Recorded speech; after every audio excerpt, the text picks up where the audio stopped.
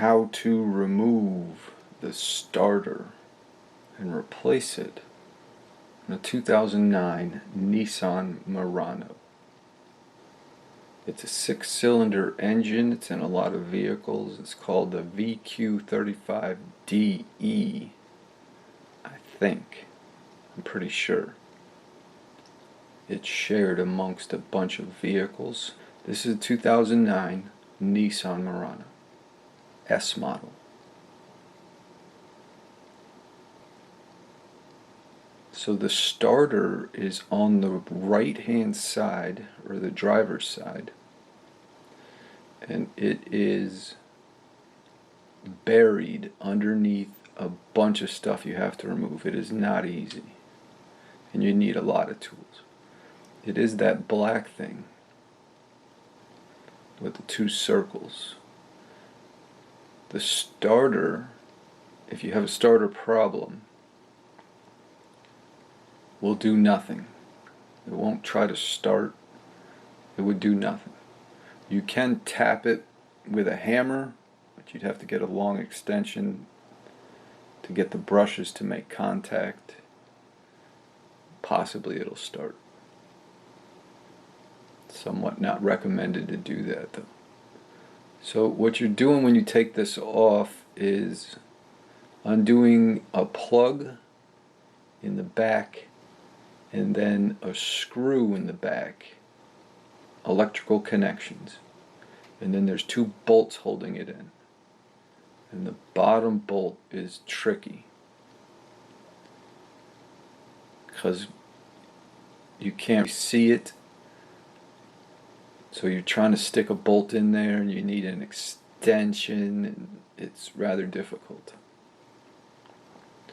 So these are all the tools I ended up using.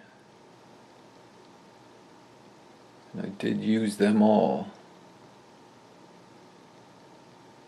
You're going to want a ratchet that is adjustable because of the difficulty in getting all this stuff out. There's a lot of wires and cables and metal in your way, which is limiting how much movement you have. So that's all I'll say on that. I also have a bar here for extra torque. Bought that at Lowe's or Home Depot. Yeah, it was in Lowe's. In the back aisles there, they've got metal bars you could buy. Breaker bar.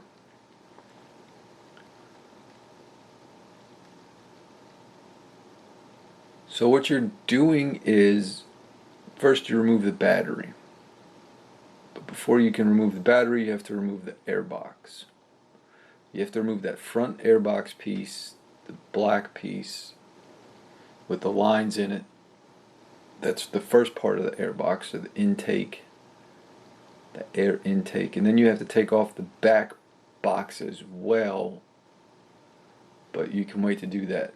Once you get the front airbox off, you need to then remove the battery. Then once you remove the battery, you're going to want to go at the battery tray. Should be a plastic piece inside of it and all these bolts. And you unscrew all the bolts and the tray piece lifts up and out.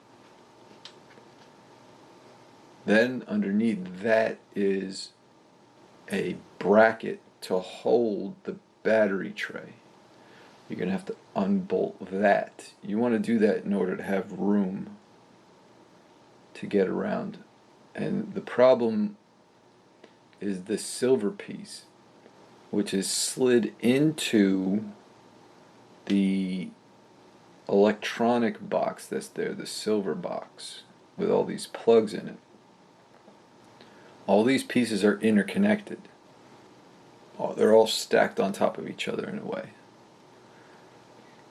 So you got to unbolt everything and get it nice and loose and see what you can lift out of there. And then work your way around behind and try to undo the clips. It's a lift clip or a push clip, either or. It varies. There's a black one that's thick by the electrical box that you press down and lift up, and then you can pull the metal piece out.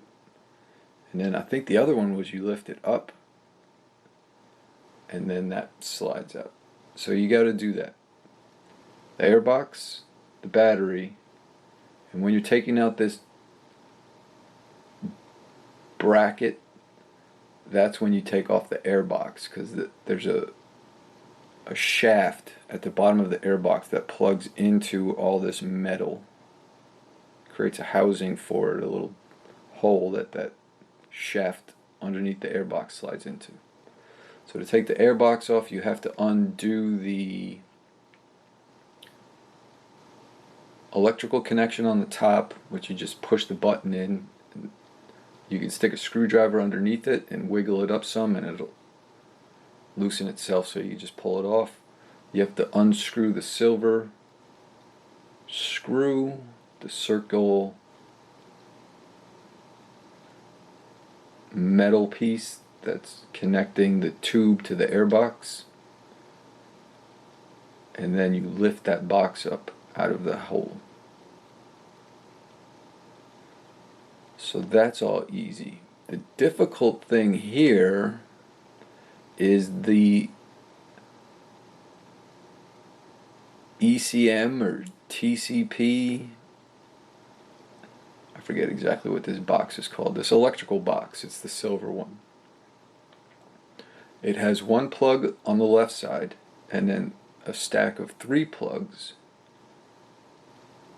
next to that. So the way you want to take this off is start on the right side with the top plug.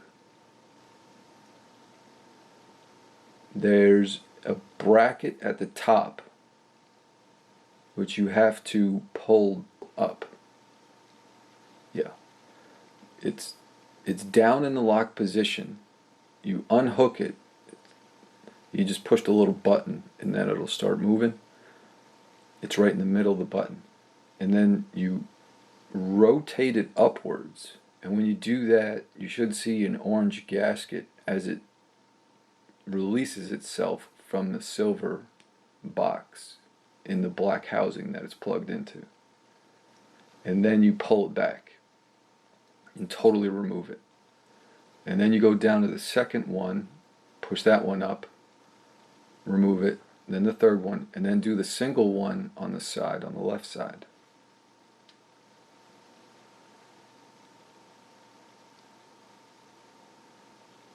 Now you have to unscrew that thing. You probably want to unscrew it before you do all that, just to have it nice and loose to work with. And set the box aside. There's another screw and another bracket holding it in, and it's all interconnected, so you just got to work with that until you figure out where that bolt is that's keeping it from coming out. So now you have everything out of your way that needs to be out of your way. The airbox, the battery tray, the battery bracket, the electrical box. You will need to remove the transmission fluid dipstick. It's got one bolt all the way down there in the bottom. It's very easy to remove it, but because of the cables that are down there, there's a cable that's connected to it, and you're going to have to press the plastic tangs that are holding it in place in 2 places. And those look like a big thick arrow. You have to squeeze them on the top. You may need to rock it and get it started on one side and then pull it out. I just cut it because I got fed up with it, because they're very thick arrow pieces. It's just a basic zip tie, but I mean, it's got a super complicated zip tie end to it to try to wiggle it through the hole that exists there. So once you do that, you can then remove the transmission dipstick, which is that bendy tube that runs right in front of where the starter is. What you're going to want to do there is get a brush, like a metal brush, and also a regular old paintbrush, and clear around the bottom of where the dipstick is, just to get the debris out of the way. Because once you take that dipstick out, you're literally looking at the transmission fluid, so it's very easy for something to fall in there. So you want to clean that up.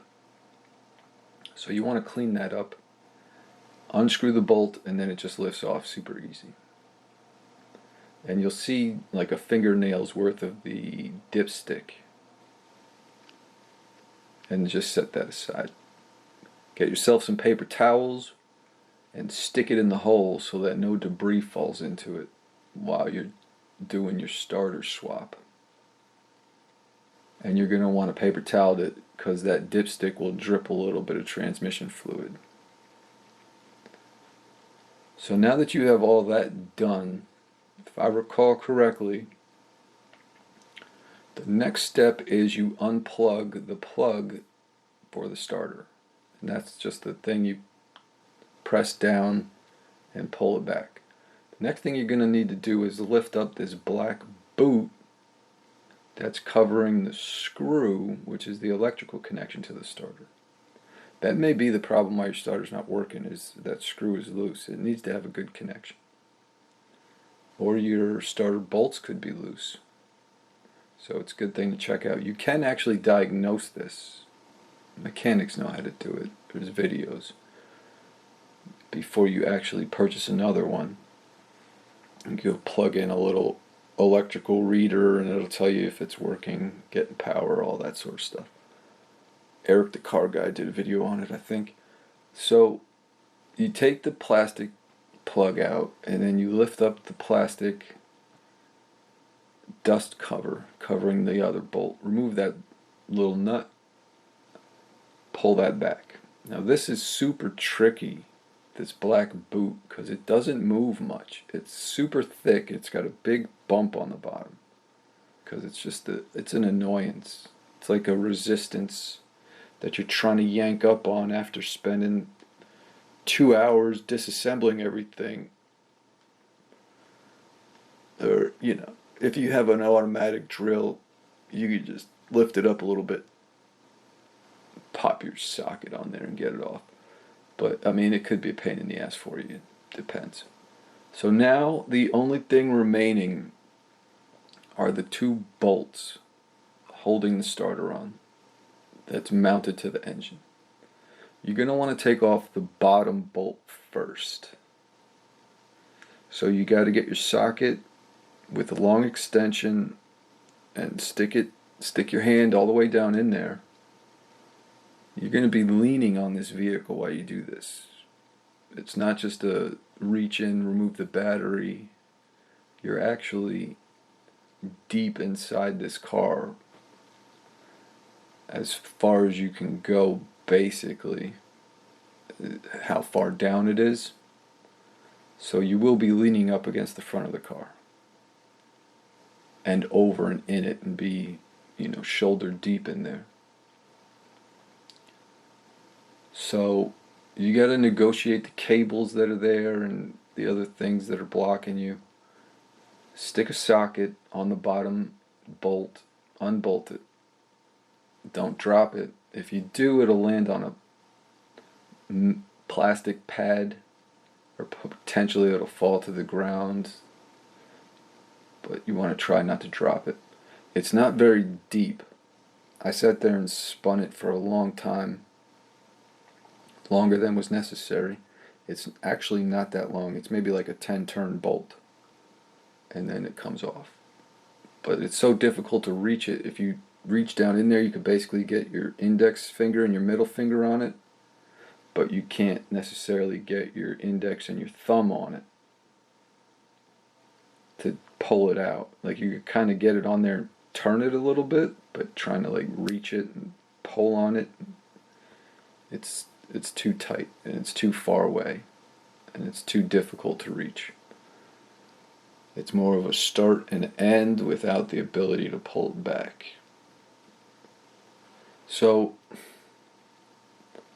hopefully you manage to get the bottom bolt out and then you take the top bolt off. Now my starter was stuck to the vehicle. However, there's nothing holding it in place. It could just fall down. Because when you go to put it back, you will find that you have to hold it. So you got to put the top bolt in because there's nothing holding it there. So installation is the reverse of removal. Put the top bolt in. The bottom bolt, the trick I used was I used a 9/16 socket, extended socket, which is a 9 and then a slash, like http:// So it was 9/16. And I got some tape, some masking tape, and I ripped off a little shred of it and wrapped it around the bolt, the top of it, and then I wrapped it backwards, creating like a double-sided tape situation, and put it into the 9/16 and then hit it with a hammer. And then that long socket made it so that I could get it into the bolt hole on the bottom. When I was done, yanked it back and the tape was still in the 9/16. Other than that, I think it's a 14 millimeter, maybe 15 millimeter. I think taking them off you can use a bigger one, but putting them back on, I think I had to switch back to a 13 because you don't want to be dropping bolts. I actually dropped one putting the battery tray back on because it's all awkward, and on the back side you got to reach around. So, and then you put the plug in, reattach the electrical connection under the boot, put the transmission fluid dipstick back in, and then you are reinstalling the electrical box and then the brace for the battery tray and then the top piece of the battery tray, and then all those fit together. Put the battery back on, put the air box back together,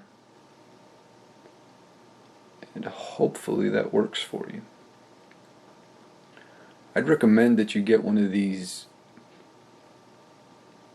powered wrenches, because there's a lot of bolts and you're going to need an extension, and you're going to need various extensions to pull this off because it's super awkward. I have a bending ratchet, which made things easier.